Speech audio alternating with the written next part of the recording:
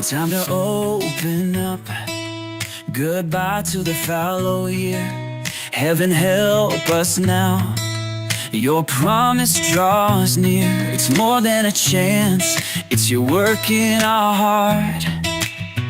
When you say you will, when you say you've done all things made new, so we run, run, run.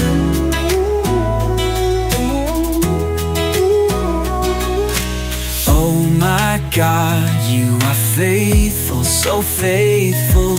You've shown me so far. You're able, so able. Lead us now, Lord, we're with you all the way. You can have our hearts, our attention, and our praise. Out with the old, in with the new. I'm not giving up yet, 'cause this is the truth. It's just the start, so we dance, dance, dance. Your spirit's alive, so we lift up our hands. Go on, testify, let the world hear your name. The kingdom is here, let your glory remain. For this is the time, the reason we breathe, to tell every soul of the grace we believe. Here it comes, he's on the way.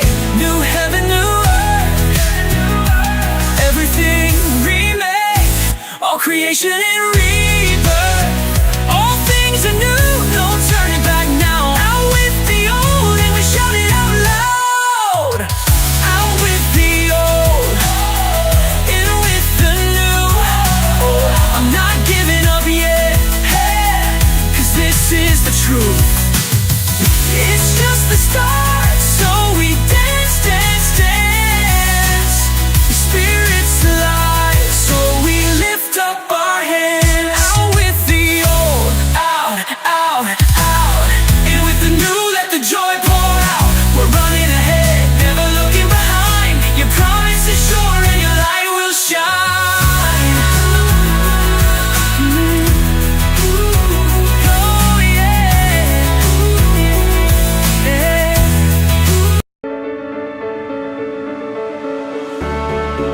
Hey, welcome in Huntsville. Another wonderful good morning to you. Thanks for waking up with us. What do you love about Huntsville? What makes this a great place to be? Everyone here is very genuine and very kind and friendly. You never hesitate to speak up and say hello or good morning or just acknowledge the person walking by. The thing that I love most about Huntsville, I love the peace that Huntsville brings. I love the peace that it gives me. I feel accepted and part of the town and like I belong here. Huntsville is where my lovely wife lived when I met her, so I moved here. So I'm pretty thankful for her.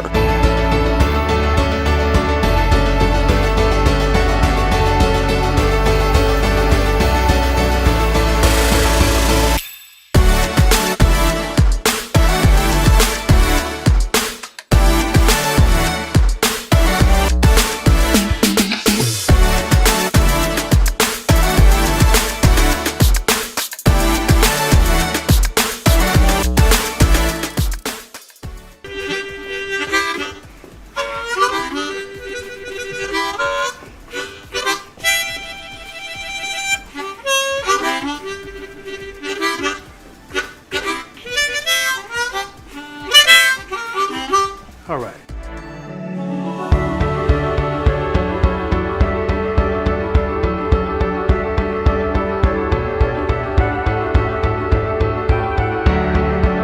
We're bucking for you in Huntsville, Texas.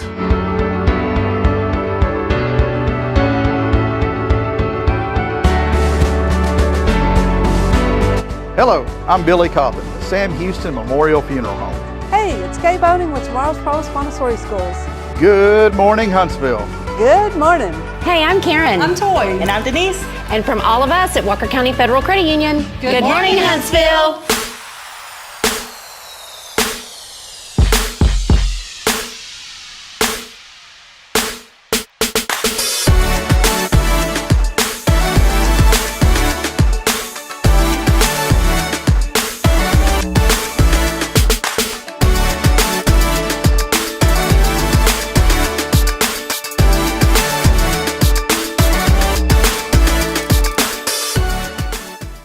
everybody. Coming at you, 12:29. Well, it's about 12:29, doesn't it feel like it, Jason? Welcome in, everybody. Is it 12:29? Hey, that ought to be the we were talking about a lunch show. That ought to be it, 12:29. That would be. It's 12:29 and you got to do that fake radio voice. Yeah, I love it. It's 12:29 from 1229J, everybody. You have such good ability to do voices. Well, I think disability, but you know, you do. Inability, would that be the right word? Yeah, you do. There's a special talent for that, and I appreciate Jason, but I'm like, if you put me against 10 voiceover guys, I'd be like under this table. Those guys that do that stuff professionally, it's like the one of my favorite things is to find people who do impersonations. Yeah. There are some really good ones out there that are doing the Trump stuff. Yeah. One guy even took it as far now as you can hire him. I don't know if you've seen like the shorts on the Instagram shorts. He takes it as far as you can hire him. He's got the voice, the look, everything, and you can hire him and he'll show up to events. Oh, wow. But I saw one and they totally botched it because they pull up in this nice black, like Yukon or GMC, right. One of those Suburbans. Right. And you'd think that the driver would get out and be dressed up and like have the sunglasses and the earpiece. No, man. There's nothing wrong with it but he got out dressed like you, man, just ready to chill and, vacation look, man.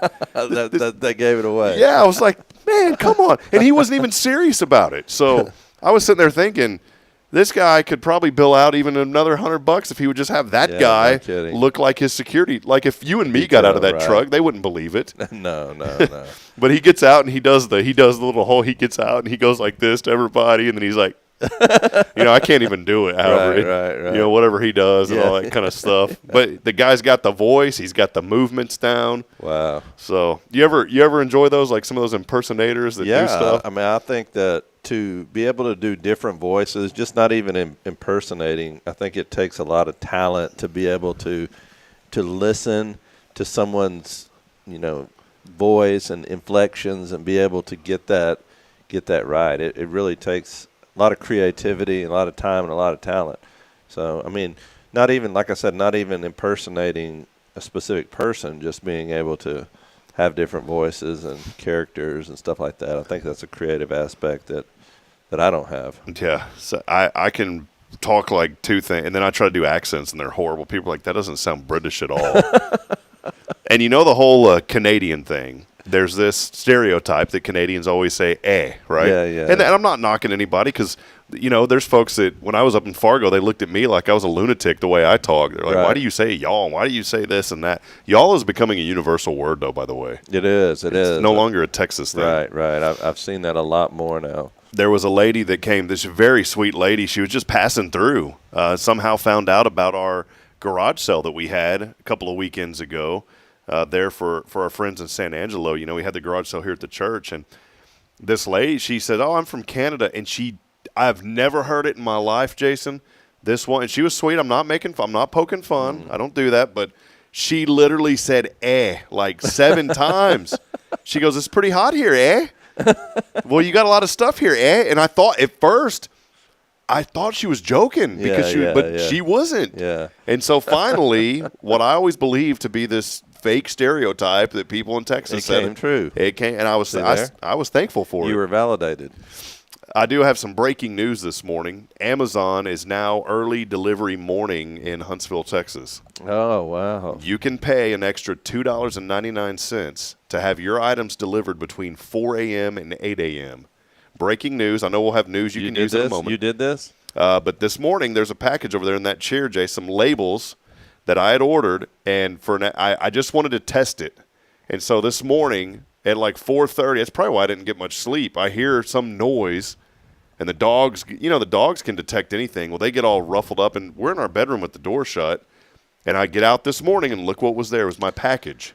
Well, I have some breaking news as well to tell you about, because we have at our household discovered the great invention of the Walmart Plus. Now, I don't know. They come all the way out to you guys? That's what I'm saying, man. Now, what? Now, because I never even attempted it to have delivery out where we live. And we live out Highway 30, right at the Walker County line. It's so a 30-minute drive. It is a 30-minute drive from the church, or 25 minutes from the church here. So I found out about it, and I thought, well, there's no way that we needed something. It was a birthday, one of the kids a few weeks ago, and we needed something. And so I tried it, and I was like, man, this is awesome. So then after they delivered it and they brought it out there, and of course you give them a tip, and I give them a substantial tip for coming out there. He was angry. He's like, I'm never coming over here again. So I give him a good tip. But you think about it. So I was telling Kim, for us to come into town, to go shopping at Walmart, to get all the groceries we need, and then take the kids with us, and then you end up buying stuff that you don't need, and then to take it all the way back home and put it in. I mean, how much is that worth to you to not have to do that? I mean, that's what I'm. And they know, these delivery services know that. Is it worth to you not to have to do that? I mean, that's literally, I'm talking to you about basically 3 hours of the day. You got to drive 30 minutes in. It's going to take you an hour if you're doing full grocery shopping. It's 30 minutes back. And then when you come up here, what do they want to do? They want to go to eat somewhere. You have to stop and get something to eat. So, I mean, I'm thinking about this, and you can do the Walmart Plus delivery service. I'm not an advocate for Walmart. I'm just saying this has been a blessing for us. And you can get it delivered within 3 hours if you pay $5 more. Now but they're trying to compete with Amazon because Amazon's taken so much of everybody's business.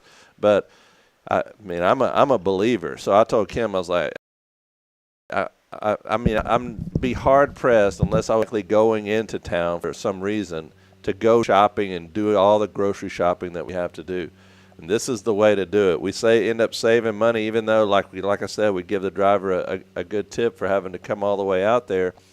But I think it's well worth it because you save money in the long run by not just buying impulse purchases that you normally wouldn't buy. So they know, Jason, exactly. It's kind of weird. Every once in a while, there's a ghost on this show, and you'll see him it looks like me who come across the camera. It's kind of weird. Have you ever noticed that? It's weird, man. Something's kind of clone of me somewhere. AI's taking over. No, I had to adjust the camera. Sorry about that. But no, you're right. And these companies know. They know that they know that you're going to do it. It's a great. And I thought to myself after I did it a couple times, because it is a long ways out there. I thought to myself, man, I wonder how much these people make, because they're not technically employees of Walmart. Because I looked it all up because I wanted to figure it out, because I didn't want to, like I said, I didn't want to take advantage of it's a ways out there, and if somebody's doing this, I didn't want to, be that guy that, oh, he's a little way out there. Here we go again. So. Well, and then we found out he's the pastor of that church. Yeah, exactly. Then they feel guilty. Then they start coming to church. No, I'm just kidding. So I look it up. It's a company called Spark, which is owned by Walmart, but it's independent, and it's a delivery service where the drivers get on average about $15 to $20 an hour. Mm-hmm, that's about typical. And they do the shopping. They know what the order is ahead of time. And they know how far it is ahead of time, and they can accept the job or reject the job. So it's not like they're having to do it. They know where they're going to have to go. So and then it also tells the tip amount that you're estimated to give, out there. Now, you put the tip. It's better if you put the tip amount ahead of time, because, for us, if you tip pretty good, which, like I said, it's considerable ways out there. So I'm thinking about gas, time, all that. What would it cost me to go to town and do this? And I don't do it for small orders, but if it was a couple $100 worth of groceries that we're getting, it's well worth it. And it's well worth it for them too. When I figured out on the other side about what they're making, they love to come out there. And if you can tell if they want it, because they'll accept a job immediately if it's worth it. You know what I'm saying? Yeah, if not, it sits there forever. Yeah, it sits there. They give you a window of, say you were going to order, say it's noon and you want to order, you can pay $5 more and get the one to deliver within 3 hours. And then if you tip, they'll take it immediately and you'll get it within the hour of where we live. It's 30 minutes out there. That's really cool. Bridget does the HEB delivery all the time. She pays like $99 a year, then they say it's free shipping, but I did the math, and it's not free shipping. They add a couple dollars to every item you buy, so that's how they end up making their money. Really? And so if you multiply that over time, it adds up for these companies. Yeah, and then I've learned the drivers typically, any of those drivers in any service, whether it's DoorDash, Uber Eats, any of those, they will tip. Or Fiverr is another one. A Favor. I said Fiverr. Favor. There's a ton of these. On average, you hit the nail on the head. On average, it's about $15 to $20 an hour, which sounds like great money, but that doesn't factor in the expense and wear and tear on your vehicle. Yeah, but that's not included. And then, but like I said, and then it's better if you're in a bigger city, because I watched a YouTube video on it because I really was concerned. I didn't want to. If we're going to use this service, I didn't want to use it all the time if it's inconvenient for someone. For the drivers, it's not worth it, to drive all the way out there and they feel obligated. Like if it's just part of their job, well, I have to do this.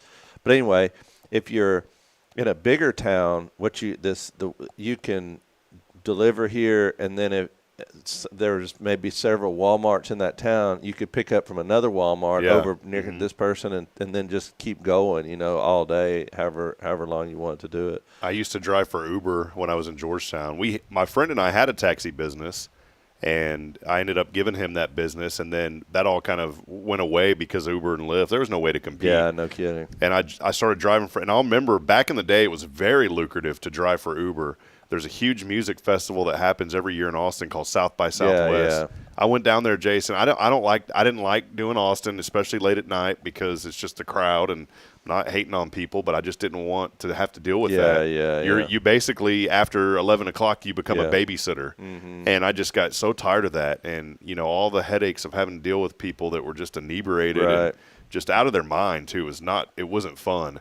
But during that South by Southwest, I went down there. I spent 4 hours, and I'm not making this up. 4 hours made $800. Wow. That was $200 an hour? That's great. And I mean, it was awesome because back then, Uber was charging a lot. If you wanted to ride in an Uber, I mean, you paid for it.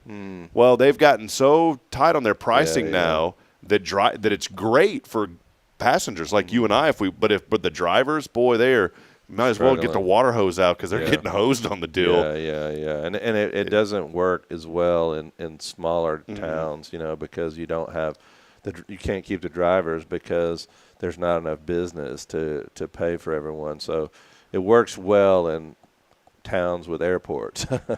I felt bad because I had a guy here. I was getting my truck worked on up in Madisonville.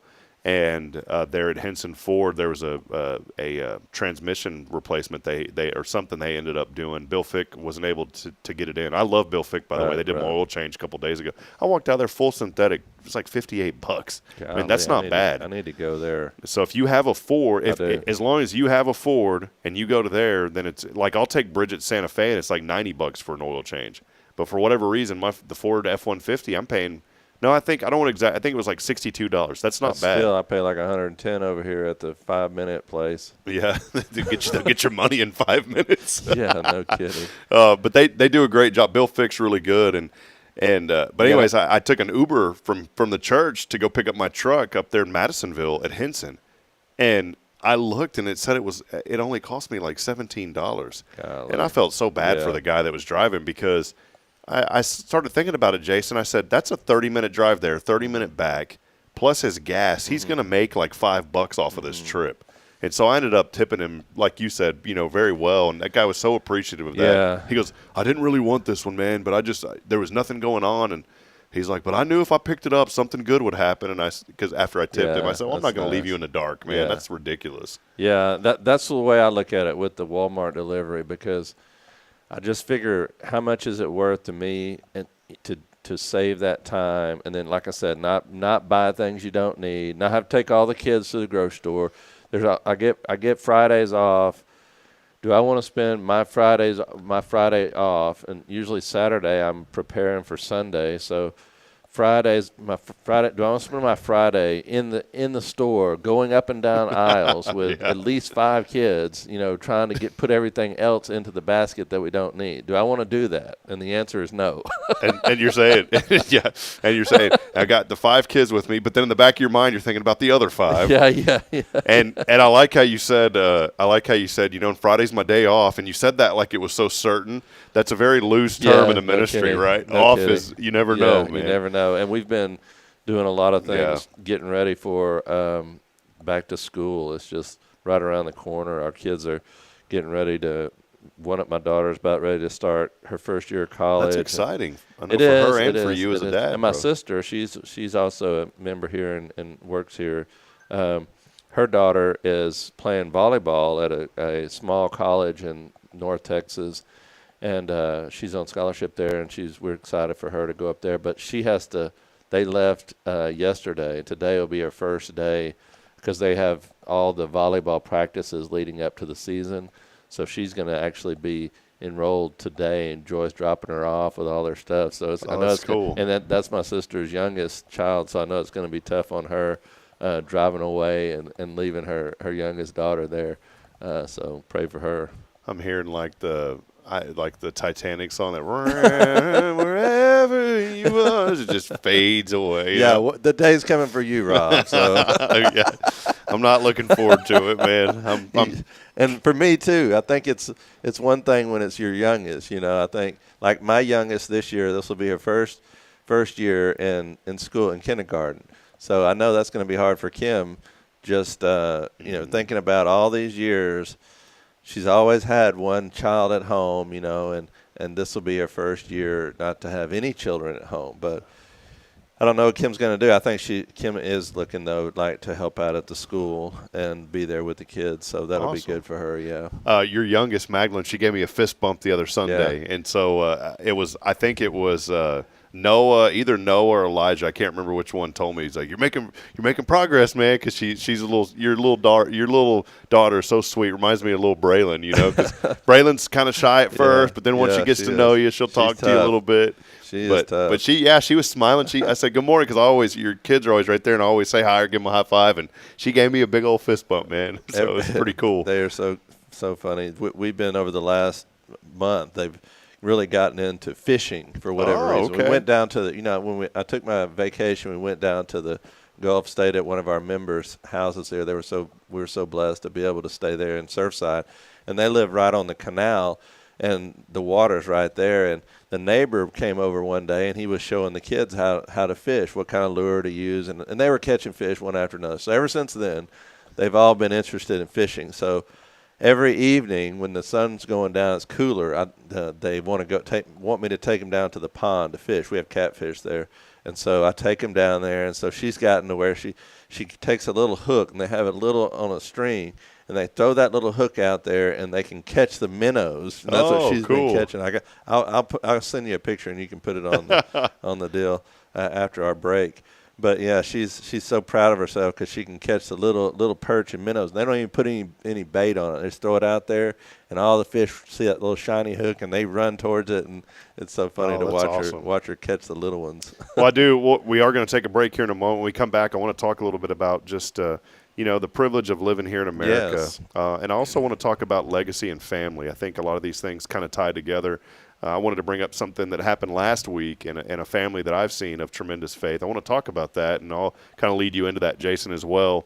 Let us know that you're out there as we get rolling this morning. Thanks for hanging out with us on another episode of Good Morning Huntsville. We are here, episode number 566 on this Thankful Thursday.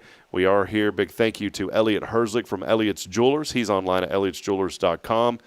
In fact, Elliot and I tomorrow will be visiting. Actually, I'll be visiting 2 places. Elliot's going to join me on Monday. I just got busy with a lot of things over the summer, and we did raise some things for the Raise of Hope, and never had a chance to go deliver a lot of that. So starting tomorrow, and then again on Monday, we're going to be delivering a few items to some nonprofits here in the community, and Elliot will be joining me. He's always involved in the community, and so for all your jewelry needs, go see my good friend. It's Elliot Herzlich. You can set up the appointment online at elliotsjewelers.com. And, of course, here on this very thankful Thursday, here with Pastor Jason Bay, at First Baptist Church, a harbor of hope. We call it a harbor of hope because we know and believe that true hope is only found in a relationship through Jesus Christ. Amen. Visit us online at fbchuntsville.org. We'll take a brief break. Stay with us. Let us know you're out there, just like our friend, Mr. Brian Smith, all the way in Fargo, joining us. I've got 2 or 3 friends that always chat in and message me, and Brian is one of them. You never know the friends you're going to make, even in a short amount of time, and he's a great, great man. Absolutely. Thank you for tuning in, and I know that it's hard not to be friends with Rob. Oh, no. Trust me, up there, they said, get him out of here. We lost our national. They're one of my last of the Mohicans. I've got 2 or 3 left over there because I called the only national championship they ever lost. So I was, they didn't like that. But Brian stayed with me, said it ain't your fault. It's the players' fault, so don't worry about it, buddy. But then they redeemed themselves a year and a half later and ended up winning again. Yeah. So, but Brian, thank you for joining us. Many others as well. Keep those comments coming in and let us know you're out there. Just like Ruth also. Ruth Halley joining us this morning. So good morning to you, Ruth, as well. We'll take Haley. Ruth Haley. Yeah, sorry. I see it there. Yeah, Ruth Haley joining us. Well, we'll take that brief break. We'll be back in a moment. Stay with us. As always, this is your show. It's Good Morning Huntsville. We'll be right back after this. The church should be transformational. And maybe you've never been to church, or maybe life has left you feeling lost, but Jesus says, come to me, all you who labor and are heavy laden, and I will give you rest. At First Baptist Church, Huntsville, a harbor of hope, we're not trying to fit in with the world. We're here to help you step into something greater, a fresh start, a new life in Christ. Join us this Sunday at 10:45 and see what God can do in your life. Visit fbchuntsville.org. Hope is here, and we're saving a seat just for you. Loving Jesus, loving people side by side. In this harbor of hope, we are safe inside. Hi, I'm Billy Cawthon, manager of Sam Houston Memorial Funeral Home. We know times of loss are tough, and you need a place to feel comfortable and cared for. At Sam Houston Memorial Funeral Home, we pride ourselves on being with you during those really tough days. You can rest assured that we will be on your side and by your side every step of the way. Thank you for your trust. Sam Houston Memorial Funeral Home, supporting families every day, every step.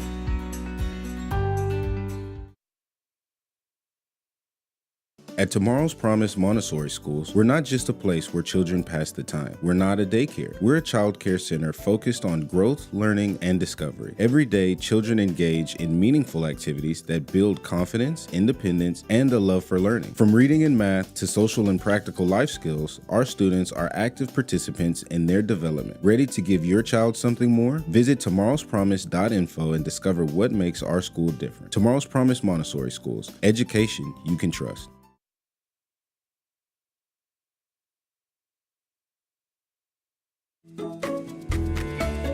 Hey, I'm Denise Olivas, Business Account Specialist at Walker County Federal Credit Union. One of the best things I hear from our members is how they love being treated like they're important, like their family. Sure, our members love things like low rates on loans too, but combine that with the friendliest and most helpful service in town, and you've got Walker County Federal, taking care of our members.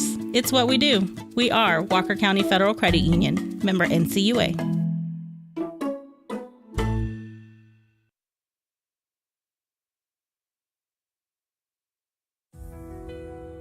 Since 2010, the Oak Ridge Disciple House has helped men break free from addiction, not with quick fixes, but lasting change through Jesus Christ. They've celebrated 167 graduates at Oak Ridge and 138 more at Interfaith with an 80% success rate. That's compared to just 5% in most secular programs. The fact is, Jesus works. And now, celebrating 15 years, they're building their third house in Tennessee and just launched a women's program, Restoration Ranch in Texas. It's all for God's glory. And here's the heart of it. They never turn anyone away for lack of money. In fact, 95% of families receive scholarships. As one person put it, don't talk about it, be about it. Every penny counts. Donate today at oakridgedisciplehouse.com and help change a life forever. The Oak Ridge Disciple House. Online at oakridgedisciplehouse.com. Real recovery, real hope.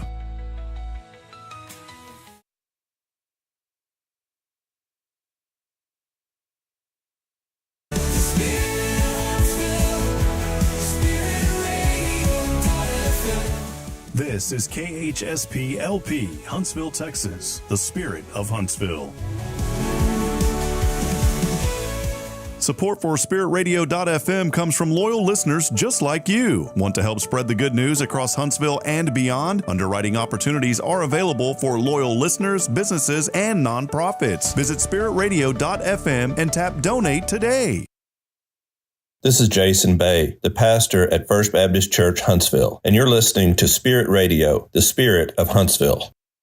Imagine a voice of hope reaching every corner of Huntsville, from homes and hospitals to prison walls. That's the heart of Spirit Radio. We're a truly local 501c3 nonprofit, and we're raising $25,000 to build our tower and get on the air. With your help, we'll broadcast encouragement, truth, and the love of Christ across our community and across the world through the Spirit Radio FM app. Visit spiritradio.fm and give today. Let's bring light to Huntsville and beyond together.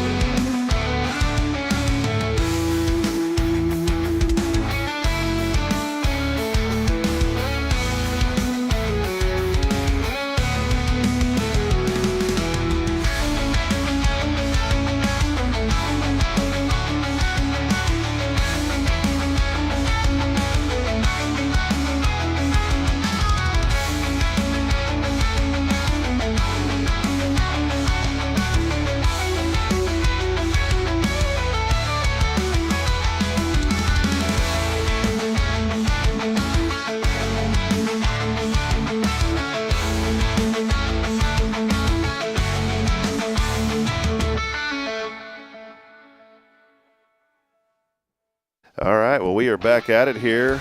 We're having a show off the show. Yeah, you can pay $100 a month. $100 a month. Get that backstage pass. Yeah.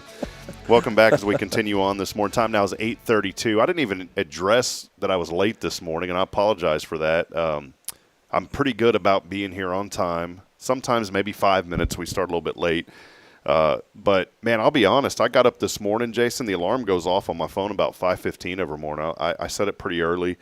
But it was just one of those mornings where I just knew that I needed to get a little bit of extra sleep. And we didn't have any guests lined up. And I know for you, too, I mean, you come in early on Thursdays, too. So I wanted to, to give you maybe a little – we both needed a little bit of a break. Let me just put it that way this morning. Yeah. And so I took an extra 30 minutes, and that's why I was 30 minutes late with the show. But my children, they were exhausted and tired, even though they got a bunch of sleep. Braylon got up in the middle of the night. When that happens, it kind of interrupts her sleep pattern, and I ended up falling asleep in her room.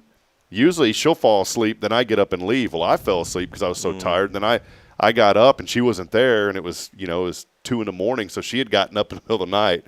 So we were playing bed swap. I'm sure you guys have been through that. And anyways, yeah. So I got up and I said, I'm just gonna take it easy, and I'm glad I did. I know I hate to be a little bit late on the show because I know so many of you are engaged, and we appreciate that. But I feel so much better. And Braylon was just all smiles. I didn't have one child crying. Everything was smooth. They were dancing on the way. We were listening to Phil Wickham on the way to school, and Caden was back there dancing. And Braylon said, "Turn it up, Daddy, turn it up." I'm trying to teach her some Toby Keith. I want her to get that voice. Hey, turn it up some, So, well, hey, briefly, I wanted to talk about something important about family this morning. And Jason, I know you sent me some pictures. We'll show those as we'll talk about family here in just a little bit. But we have dealt with, and not dealt in a bad way, but we've had the privilege of helping families over the past week. 3 funeral services were here, 3 extraordinary people, and there's sadness, but there's so much joy in that, knowing that they were Christians. Amen. And that they'll get to see each other again. And I started thinking a lot about legacy and family, and many of you know, I really thought the world of Dodie Osteen there down in Houston. And I shared something. I got to know more about her life. I regret that I never sent her a letter. I always wanted to handwrite her a letter, Jason, because she personally, not an auto pen, she personally responded to every letter she ever got. And she'd write a card. Her daughter had posted a video. Her daughter always did a podcast with her mom, and it was the neatest thing. And one day and it's so cool. And this is why I was thinking about family, because I mean, here's a lady, probably in her late 50s, still calling her mom mama, like a child, Right. That's the way I think of my mom. I always say mama and daddy, and she had her on there, and she goes, Mama, why don't you show folks, just the blessing of how many people write you all the time. And so Miss Osteen, here she was, 90 years old, and she leans over and she picks up a bag and dumps out, just tons of letters. And she did another clip, and she was showing where she was just writing back all those people and just telling them that the Lord is there for them. And I think about the legacy. She passed, and her husband, founded the church there in Houston many, many years ago. And there was a season, and we were just talking about this in the break, a season of 13 years really where the church didn't grow. And then the Lord kind of opened that up, obviously. But the neat thing about her life that I took from this is the legacy that she leaves behind. A woman of prayer.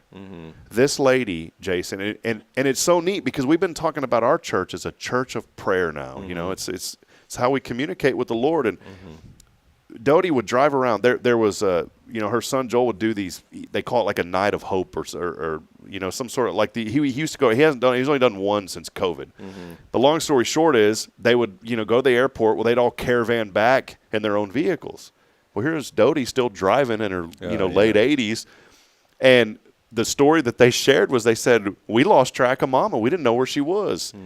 Just so happens there was a dialysis, and this was at 1 in.the.morning. They were on their way back, and Dodie had drove around. We called her Mama Dodie. She saw a dialysis center, and she left. It's like she broke out of the caravan, and she started circling that dialysis center praying for all the, and they asked her, said, where did you go, Mom? She goes, well, I just felt that I needed to go pray over that building because of all those people that were coming in there today to get dialysis treatments. Yeah, wow. And there was other stories that I would later hear about her driving around the loop in Houston praying for people and praying for that city. And then one of the neatest ones her daughter was sharing that just she went to sleep Tuesday and didn't wake up Wednesday. Went to sleep in her bed, woke up in heaven. Amen. And her daughter, Jason, was sharing that she was with her at Macy's a week ago. And she said Mama was just sitting there, and she just, like she always does, she was just praying for strangers. She didn't care who they were. And she said, well, Mama, I'm going to go get some shoes. That's what I came here for. So she said she went downstairs. I guess this was, at the mall there in Houston. So she went downstairs and picked up a pair of shoes. And she goes, when I came back up, there was 5 more people lined up praying with Mama. And I started thinking about that legacy and the people. And the reason I bring all this up is because the people before us, what legacy are they leaving for their family? And Jason, I'm so thankful to know you and be here at this church because I see the legacy that your mother and father left for you and your sister. And the fruit of that, both of y'all are active in the church. You're both believers. You both have families. You both have children. And you think about, and you've raised them in a Christian environment to know the Lord. That's the legacy that started maybe even before your mother and father. But you think about that generation. And I just wanted to bring that up because I think a lot. I've been watching a lot of just memories of Miss Dodie, and her son is a doctor, and he spends 6 months out of the year in Africa. Doesn't charge anything. He's a medical doctor, and he goes there to help children with the cleft palate. He does free surgeries, and he wasn't able to be there. I'm sure he'll be there Friday for her service, but they did a quick little video. And it brought me to tears because I saw the love that all those children, but especially Dr. Paul had for his mother. He choked up and started crying, and he talked about Mama loved everybody.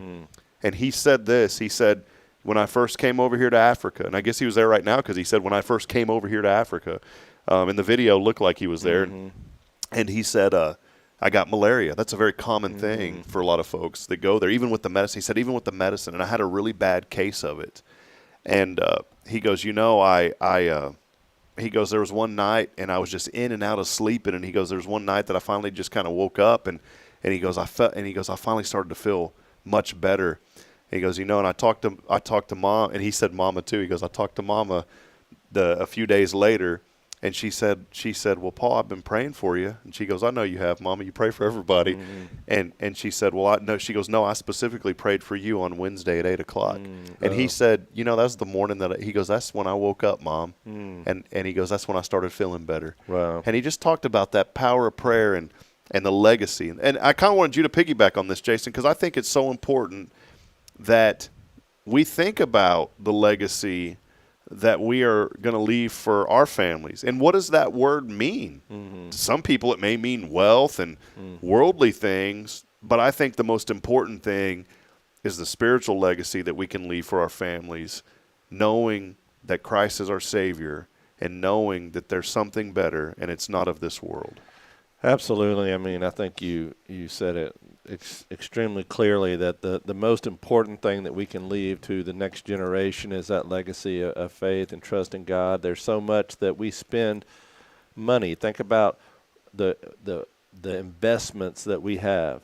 We always are worried about, what about our retirement? What's our investment? What's our stock portfolio look like? How's the housing market? All these things that we really concern ourselves with. But over all of that, the most important thing that you can do is leave a legacy of faith to your children. Now, I do want to say a few things. Number one, things that I've learned about raising kids, and mine aren't all grown, but every child is unique and different, and every child is experiences, and the Bible says to work out your own faith with fear and trembling. You can lead a child in the way to go, but ultimately that child has to make that personal decision for themselves. And we pray, and we pray for our children. We pray for their future spouses. We want a child is going to listen to what you say, but they're going to do what you do. You can't just talk about the faith. You can't just come to church on Sunday. It's what you do Monday through Saturday. That time in between, are you living out your faith? What does it look like at home behind closed doors? What does that faith look like when the rubber meets the road? Are you being who you say you are, or is it just a facade? Your children can see through that. So I would say, be honest with your children. Be honest and let them see your heart, and let them see your struggles. Let them see the genuine person that you are, and without trying to be something that you're not.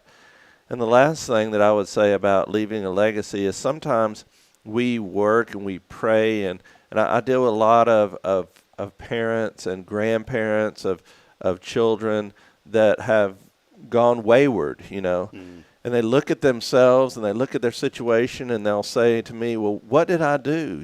Why, the Bible says, raise up a child in the way that he will go, and when he is old, he will not depart from it. Well, what happened? And I would say in that situation, it's not, it's not your fault. Don't take the blame. But here's what we do. We always leave that open door, and we always pray. And it's just like the prodigal son. We believe and pray that one day that child will come home, that one day that child will come back. The Bible says when he is old, he will not depart from it. And sometimes we don't even see the fruit of those prayers till after we're gone, But I say continue to live the life of faith. Continue to be that example. Continue to trust in God, that God has your children in the palm of his hand, and that one day they're going to come back. And you can't slam the door and say, well, they're gone, and they're living contrary to the way of what I believe, and so they're not welcome in this home. No, you leave that door open. Some people have that mindset, but you have to leave that door open and let them know that they can always come back home, and they're always going to have that loving response as long as they're in a repentant spirit, coming back and ready to find the Holy Spirit and what God's going to do in their life. Yeah, there we go. That's good, Jason. Let me show these real quick here. Yeah. I'm going to pop this up on the screen, talking about family and faith and just making time. Yeah. To spend time with your family. And Jason, you're such a great dad at doing this. So. Earlier I was talking about their desire to every day now to go fishing, and there's Zoe. Zoe with her first catch or catfish that she caught, and you can tell there if you look very closely, she caught the fish, but she didn't want to hold it. So yeah, there you go. Mysterious hand poking out of the side of the photo. That's Noah great. holding the fish for her, and her pretending like she's holding it. That's great. And then the other one is my youngest, Magdalene. That's the one I was talking about. Oh, yeah, look at that she little caught minnow. That little bitty fish. She has that little hook, and she throws it out there, and just not even with a bobber or nothing. She just throws it out there and brings it in and can catch them. Wow. So, yeah, we've had a good time doing that. But I think you make time to enjoy those times because, man, as I've shared with you many times on this station and with everybody, and everybody knows that time goes so fast. It's just a blink, and they're leaving home and going on with the rest of their lives. So we have to prioritize life, or if you don't prioritize life, if you don't make plans, your life will be planned for you by someone else or something else. I know that I've slipped, and I think as all parents have, we've had moments of anger. We may have said something that we didn't mean to say, or a word or something like that. I'll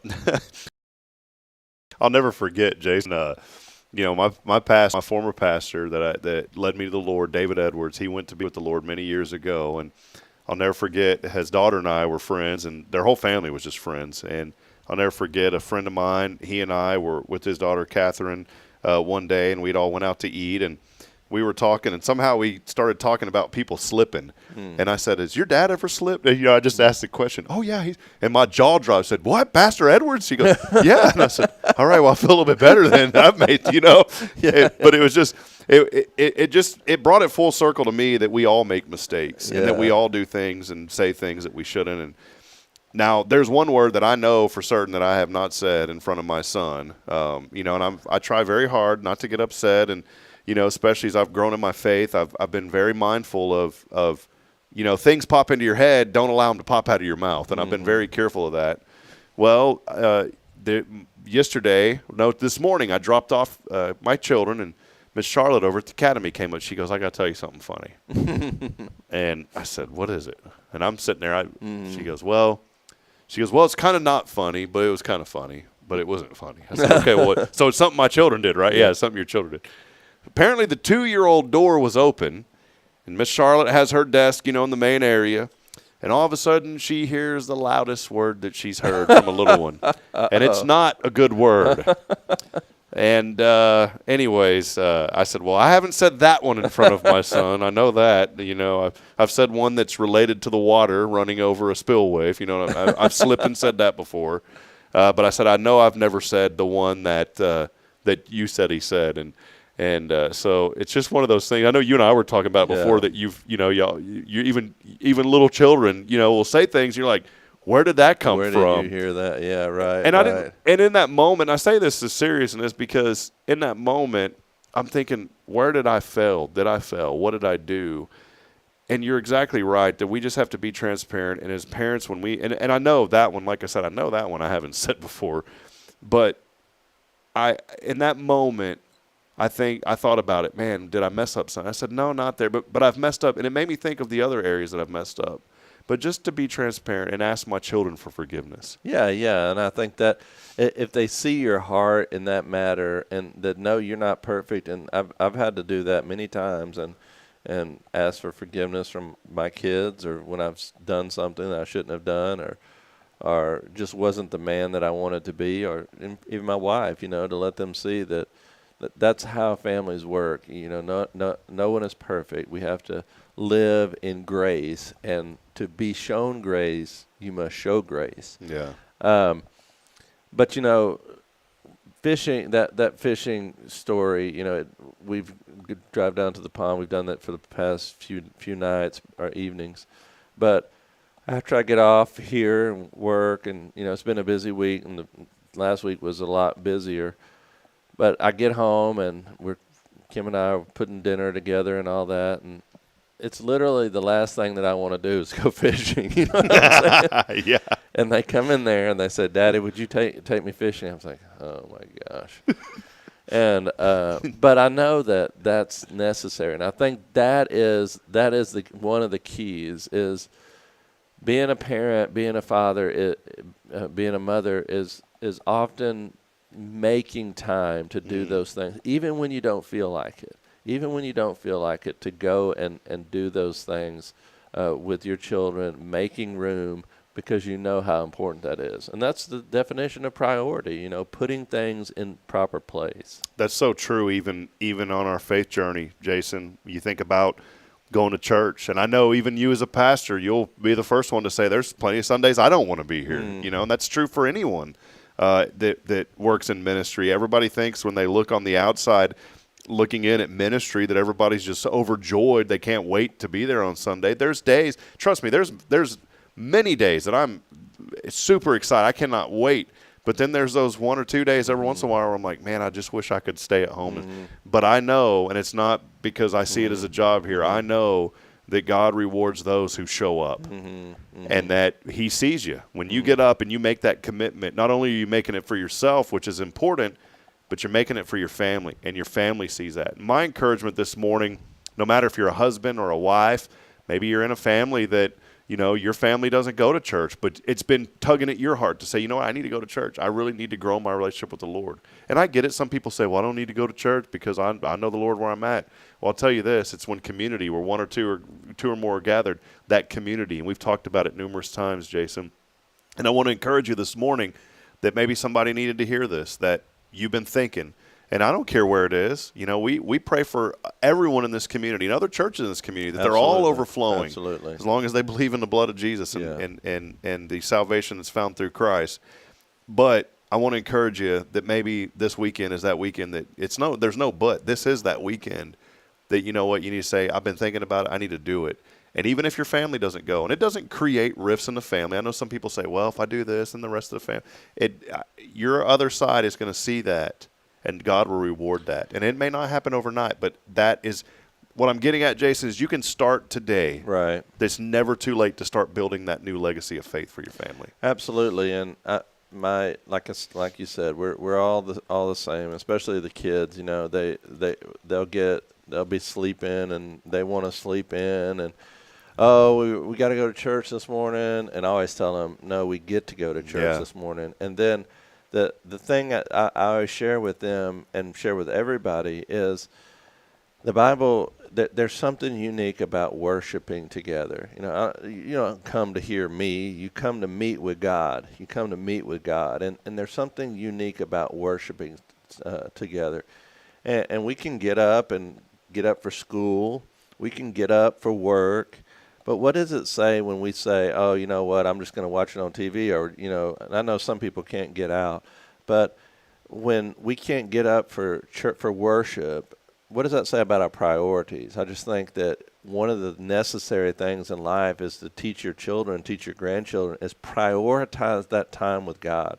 So this is the most important thing we're going to do this week, is worship the Lord. If that's true in your heart, that God is number one, then it should be true in your actions. And I think, like I said, I'm not here to try to twist anybody's arm to come to this church. I just want you to be worshiping the Lord and making prioritizing that relationship with Him. If you want to leave that legacy, it starts there. Yeah. Personal relationship with God that manifests itself in a way that says, if God is first, He's going to be first.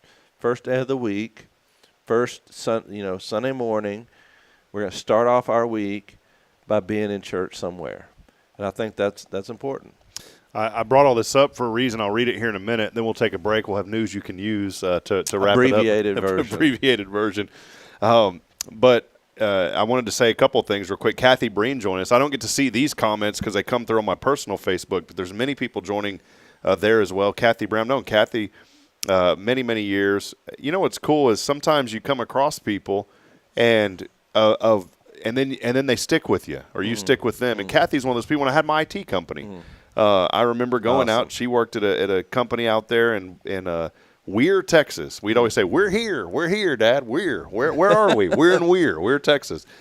And Kathy and I became friends on Facebook through that working relationship. I did all their IT work out there, and she said this morning. Kathy, it's so good to see you on this morning. She said, "I'm so grateful that my parents raised us in the church. I'm so grateful to know Jesus." Praise the Lord. Thank you for that. And this is crazy, Jason. This is neat. It's not crazy. It's awesome. Another customer that I used to help when I had my IT company, there was a business called Texas Trucking. And this is Miss Romy Salinas saying good morning to us as well. I just think it's so neat because you never know. And that's a perfect example. Here I am just running some little IT company.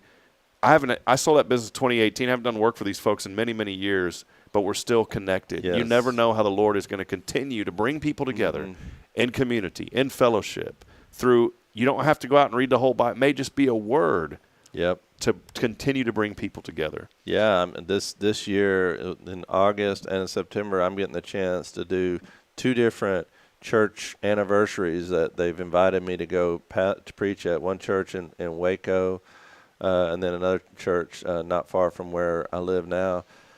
But it is, our lives, we're called, the Bible says we're called to scatter seed, wherever we go. That's what the good farmer does. He scatters seeds. Sometimes that rock, that seed falls on the rocky soil. Sometimes it falls along the path. Sometimes it falls on fertile soil. But we just scatter seed, and the Lord is the one that causes the growth and those relationships that build. And I think that's a perfect example. You just live your life, build a relationship, showing the love of Christ to people, and especially your family, and it's God that causes the growth. That's exactly the life that Dodie lived. I love, that's what I brought all this up because of this. Talking about we're fortunate to be here in the United States, and I wanted to kind of bring a little weight to this in a serious tone because it is so important. You and I both know of a family that their beliefs literally face persecution. We're blessed to have them here at our church. We love that family, and I've learned so much from their son, even from his parents, but really from his son, from a younger person that's explained.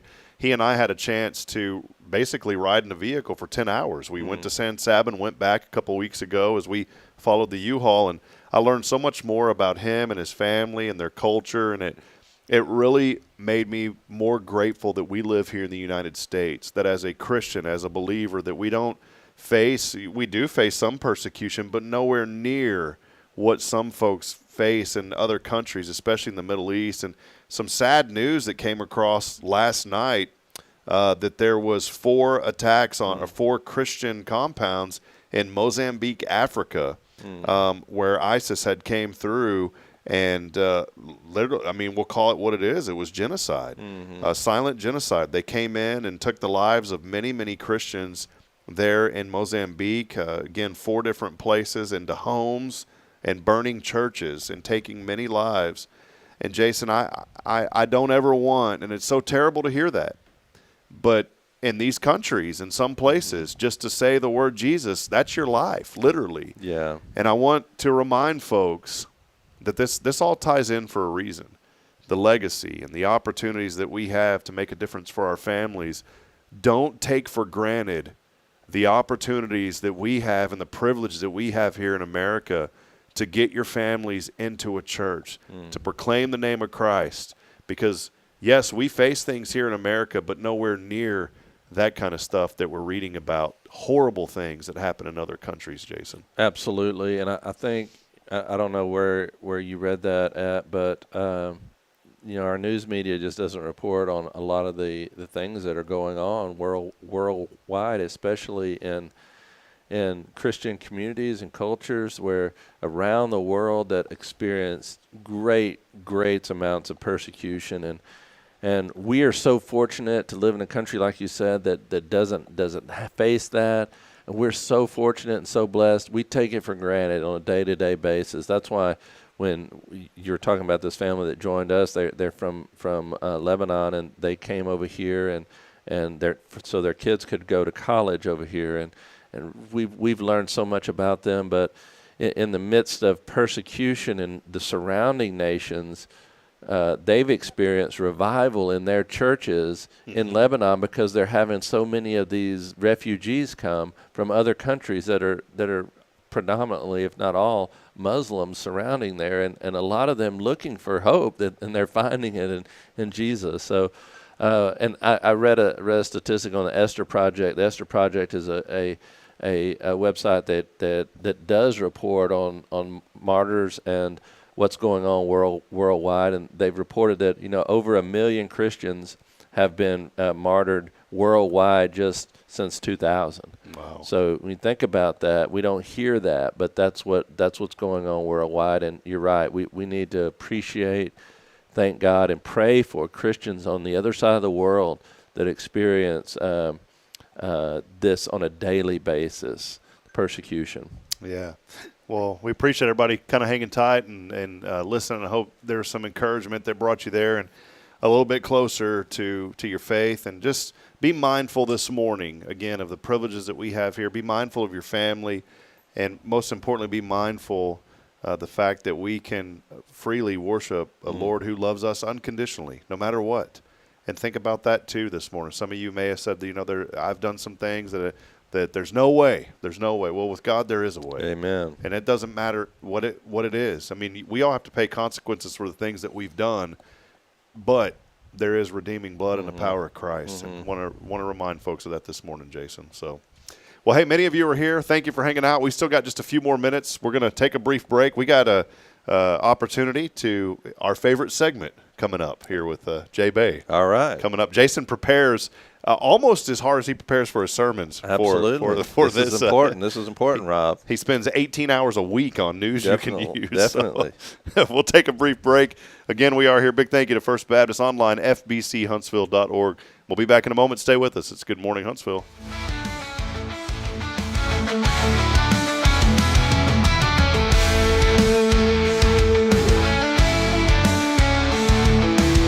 Hey friends, Rob Hitt, Media and Community Outreach Minister here at First Baptist Church, Huntsville. Let me ask you, when's the last time you felt real hope? Maybe it's been a while since you've been to church, or maybe you've never felt connected to a church at all. Well, friends, that's okay. Here at First Baptist, we're a harbor of hope, and we welcome everyone just as they are. We have programs throughout the week for all ages to come together, ask questions, grow in faith, and find the hope that only Jesus Christ can bring. Whether you're looking for a fresh start or a community to call home, we'd love for you to join us. Come experience something real. For more information, visit fbchuntsville.org. First Baptist Church, Huntsville, a harbor of hope. In this harbor of hope, we are safe inside.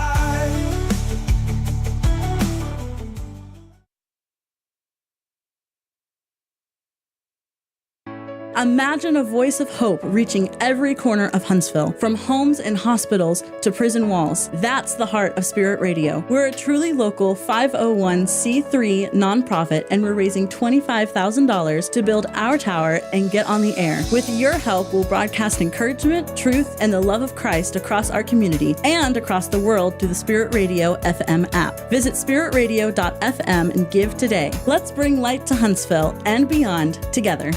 At Tomorrow's Promise Montessori Schools, we're not just a place where children pass the time. We're not a daycare. We're a child care center focused on growth, learning, and discovery. Every day, children engage in meaningful activities that build confidence, independence, and a love for learning. From reading and math to social and practical life skills, our students are active participants in their development. Ready to give your child something more? Visit tomorrowspromise.info and discover what makes our school different. Tomorrow's Promise Montessori Schools. Education you can trust.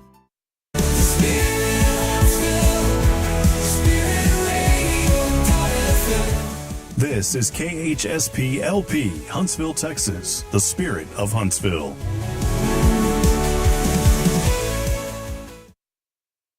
This is Jason Bay, the pastor at First Baptist Church, Huntsville, and you're listening to Spirit Radio, the Spirit of Huntsville.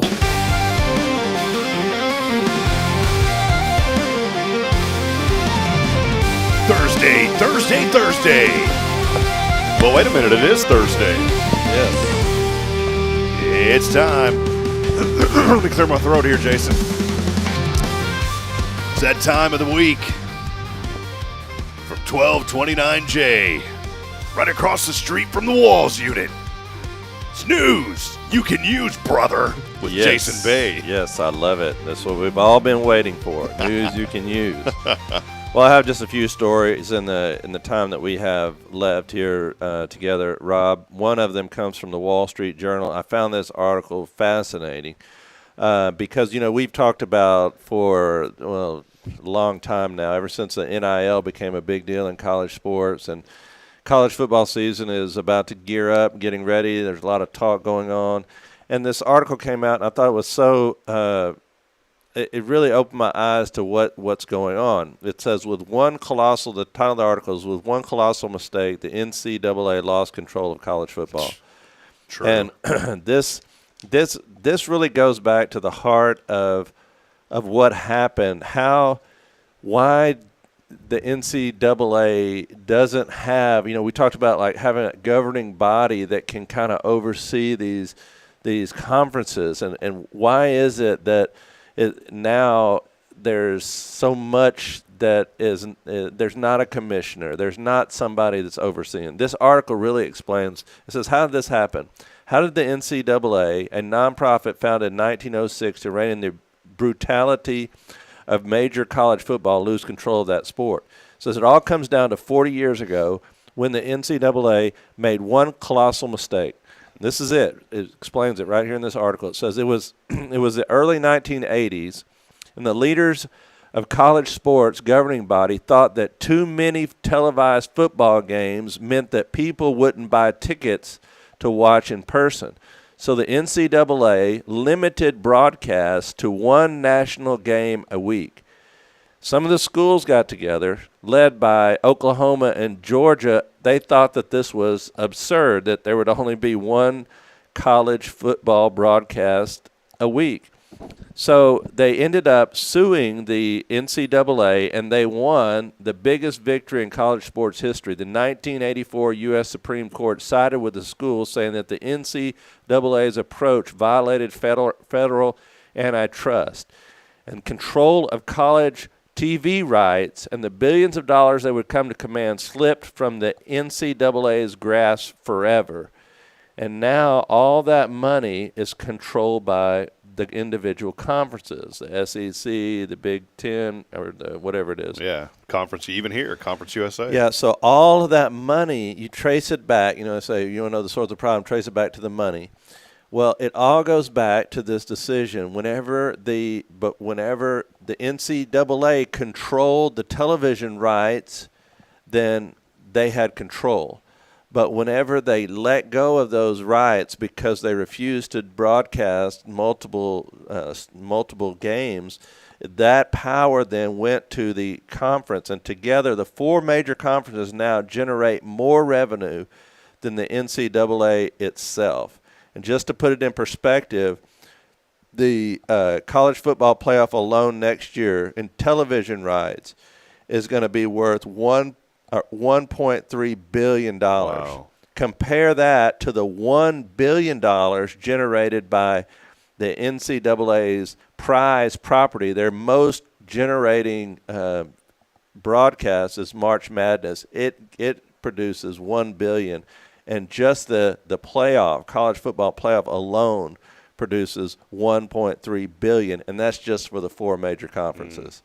So it shows you why we have this major divide, and there's not this controlling agency they put to rein in some of this the NIL, to be more governing, to overseeing, because the control is not in the hands of the NCAA. It's in the hands of the conferences, because that's where the money lies. It makes no sense to, and I want to be careful about this because I don't want to upset any high school football coaches. I know many of them. They work hard. They're great guys, but I always like Coach Southern because he said, "So what if our video's out there?" You know, there's a lot of people that are scared. They're concerned about, especially at the high school level, because one, they say the other teams are going to scout them. Well, if they want to scout them, guess what? They can come to the game. They do that. Right. And then number two, they said it'll hurt ticket sales. Both of those things both of those things have been squashed already. Yeah. People would much rather come and be in person if they can. Yeah. And that's one thing I always loved about Coach Southern is I always ask him, Coach, do you need me to take down the game after this? The only time he would ask was during the playoffs, which I didn't have a problem with that. But during I didn't have a problem with anything. He's a coach. I was showcasing his kids. He gave us the privilege to do that. It wasn't a right. So whatever the coach wanted to do, I'll do, obviously. I never challenged that. But he told me from day one, he said, Rob, if you want to do this video thing, I think it's great. We need to do this. And that's what we brought to Huntsville. That's why we came here along with Sam Houston. But we wanted to build a platform for HISD to broadcast those games. My idea would allow them to own it and control it. We never were able to do that, obviously. But the idea was to promote these student athletes, to help bring people to games that couldn't attend in person. And Coach Southern was so cool about this because he goes, all these other coaches, they don't like that being out there because they're worried about this and that, and they're worried about ticket sales. He goes, people are going to come. Yeah. He understood how important it was to have those games videoed because it brought more exposure to the school. Yes. And I've worked with coaches that say, I don't want that out there. We don't want that. It's already been – it's just like this whole thing with the NCAA saying, it's going to hurt tickets. It doesn't hurt that stuff. And it backfired on them. Yeah, that one bad decision changed that forever. I mean, it changed – like you compare that to college basketball, and college basketball has a much more governing body. But in the college football, it's just a wild, wild west. Every conference makes its own rules, makes its own decisions. They have their own media days at different places, and the promotion is different from one division to the next. I mean, it's not going to be long, and these 4 divisions are going to run college football. I mean, they pretty much already do, but it's not going to be long, and they're going to be making the rules. In fact, we're starting a conference here at first called the FBC conference. FB conference. Join us. Yeah, Jason Bay, commissioner. FB conference. Yes, I'm sure that would go over really well. Just kidding. If there's anybody watching, definitely not doing that. But that mentality just shows you how. I mean, even like if you can get more media exposure to your program, it's only going to help build fans and more excitement revolving around your program. But even today, they have these blackout laws, blackout rules in certain places where you can't watch the Astros baseball game, or you can't watch. You know what I'm saying?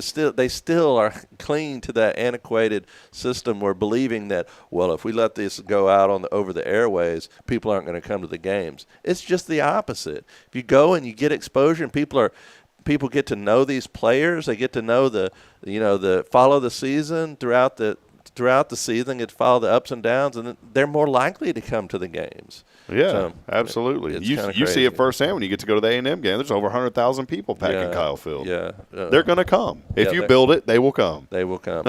All right, moving on. Fox News has this article. What do you think they just ranked all the amusement parks in the United States? Are you an amusement park type of guy or not? I used to be when I was a kid, but not anymore because they're money pits. And, and you have to get the Flash Pass to even enjoy it. Well, and that's the thing. I'm not a very big amusement park. Even the huge ones like out in Orlando, and there's so many of them out there now, from Orlando to Disney World to Universal Studios to all different kinds, and they're all out there now. But considering all of those, even Disney World, what do you think the top-ranked amusement park in the United States is? I think the fictional one, Wally World. Wally World? Yeah, there, from Lampoon Vacation. I think it's Wally World. No, it's a surprising. Fiesta, Texas, San Antonio? No. It's Dollywood in Tennessee. The top amusement park rating in the recent survey. Dollywood received the top amusement park. Now that one I wouldn't probably mind going to. They have not just rides, but they have a lot of entertainment. It says the park has down-home feel with sing-alongs and a museum, dedicated to Dolly Parton's life, plus the high velocity roller coasters and thrill rides. So the problem with that one though is it's only open 9 to 5.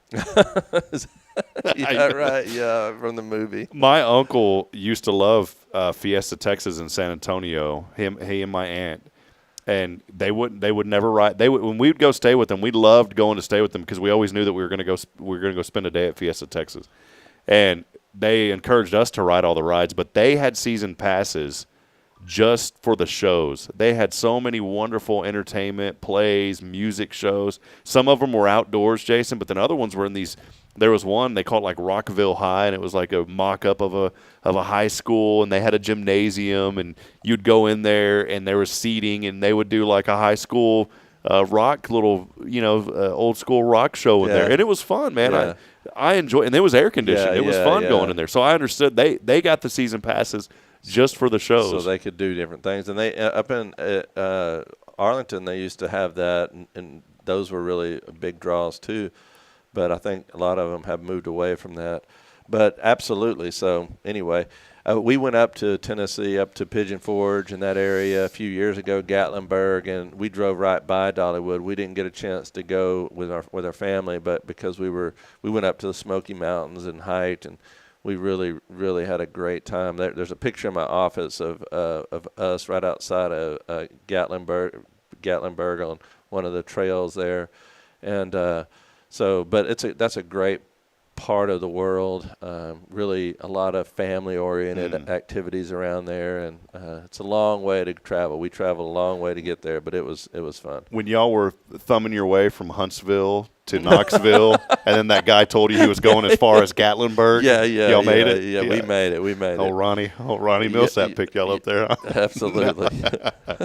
All right, last one. This comes out of another survey from Real Simple magazine. It says shoppers just voted this grocery store the most trusted brand in America, and we couldn't agree more. All right, so these are the top 10 trusted brands in America, they say. The top 10 trusted brands in America. Colgate. So it's not just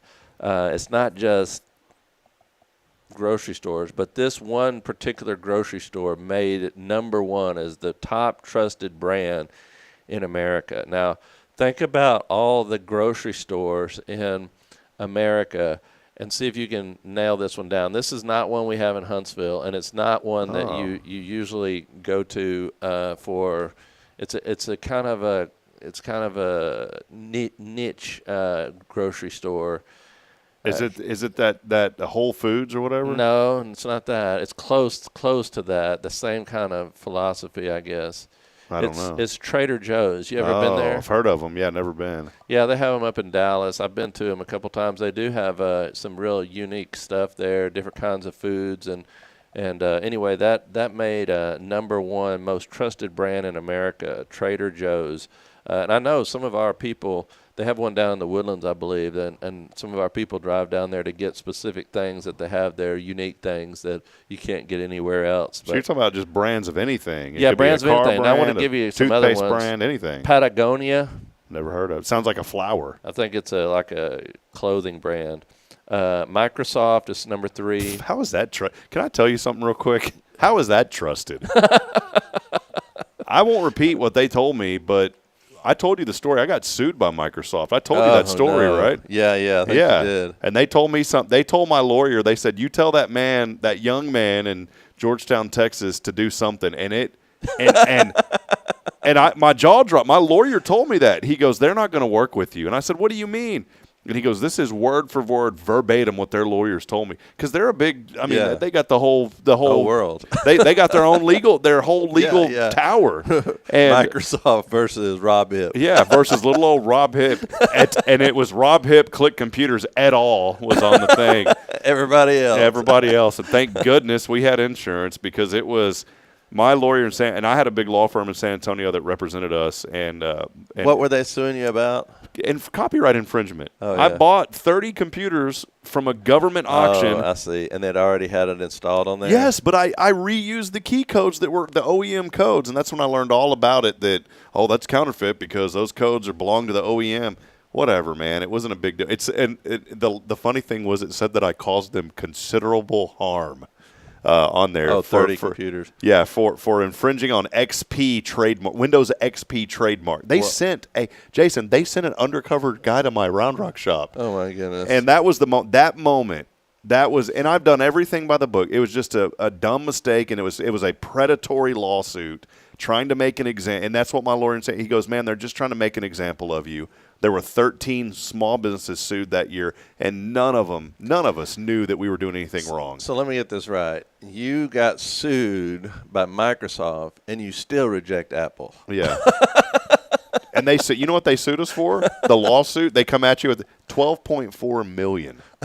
Okay, they settled for $100,000, and the insurance paid it. And then guess what? The insurance dropped me like a hot mic. That still doesn't seem right, man. No. Because I mean, someone already paid for those licenses to start 100%. with. Because you bought the computers, they were already. You shouldn't have to rebuy. And they activated them by phone when we called them. Yeah. They said, and I had it. They said, are these being used anywhere? No, it's just for this computer. Okay, no problem, sir. Because back then it was all voice activation with someone on the other line. So we had a lot of evidence behind us. My lawyer wanted to take it trial by jury.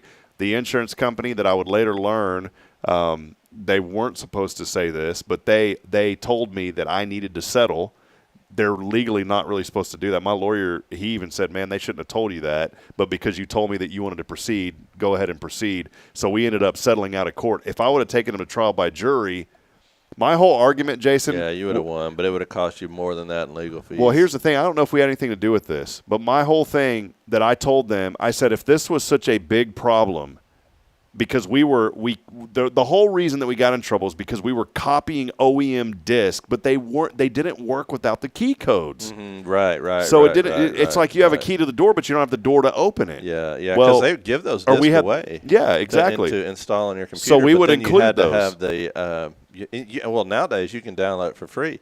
But you still have. This is where I was getting at. So my argument was, if Microsoft, that was the whole premise, was that you didn't get the OEM recovery media. I said, if that's such a big deal, then why don't you put it on your website where people can download it and burn it themselves?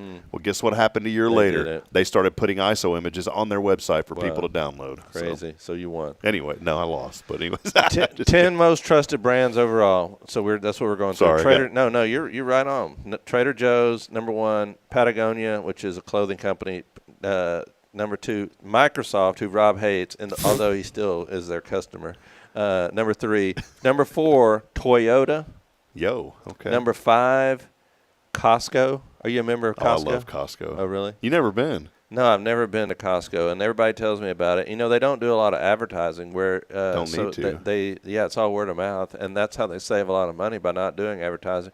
I want to join one because we buy a lot of stuff in bulk because of our large size of our family. But the closest one is in College Station, I guess. But you Conroe. You go to one in Conroe. Yeah. Did y'all have a Sam's membership? Mm-hmm. Okay. Yeah. We like Sam's too. They're both really good. So. Yeah. Then number 6 is Samsung. Do you buy Samsung computers? I got a Samsung TV. Yeah. TV. Number 7 is Arizona Beverage Company. Oh, buddy. I love the stress tea. I've been drinking that stuff for 20 years, and they only sell it at Circle K. Now it's $1 a can. That's what I was going to say. That the CEO of that company said they purposely kept their prices low. And I appreciate that about them. During COVID and after that, you know, there's prices of beverages have gone up. It's so bigger much. than that can, and it's only $1. Yeah, I know. And they purposely cut their prospective amount that they could make to pass on those savings on to the consumer. So I think that's one of the reasons why they're so highly regarded. Arizona Beverage Company, number 7 most trusted brands in the United States. Number 8, NVIDIA. NVIDIA. That is the wealthiest company in the world. Did you know that? I heard about that. $4 trillion. They're the ones that develop the chips that are powering a lot of the AI research and implementation. So, and lots of people have invested in that. That was like one of the number 1 investments a few years ago. My godfather bought that stock when it was like $15 a share, and he told me, he was at my dad's funeral. Him and my dad were really close, and the long story short is he and my dad went to one of those real estate seminars back in the 80s together, one of these things. And Mr. McGinnis and my dad went. That's Tom McGinnis. They're best friends. And And my dad said, "No, Tom, I don't want to get into this." Tom got into it and has excelled at it. Started buying lake properties, reselling them. Got into, and he's very humble. But he goes, "Yeah, I got into that NVIDIA stuff, and it was $15 a share." And he calls me by my real name. He says, "Robin, I got to tell you, buddy." He goes, "That thing's split about 10 times since I've got it." And he goes, "It's really taking care of Patsy and I." That's what he told me. Yeah, I bet, man. I've heard that's one of the hottest stocks. Number 9, UPS. I like UPS. I trust UPS. Yeah, they do a good job. They come. Brown does a lot for me. Yeah, they do.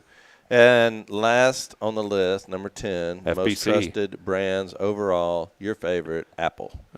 Garbage. Should have just did the top 9. Number 11, FBC Huntsville. No, obviously I should have stopped at number 2. Yeah. One brand they left out.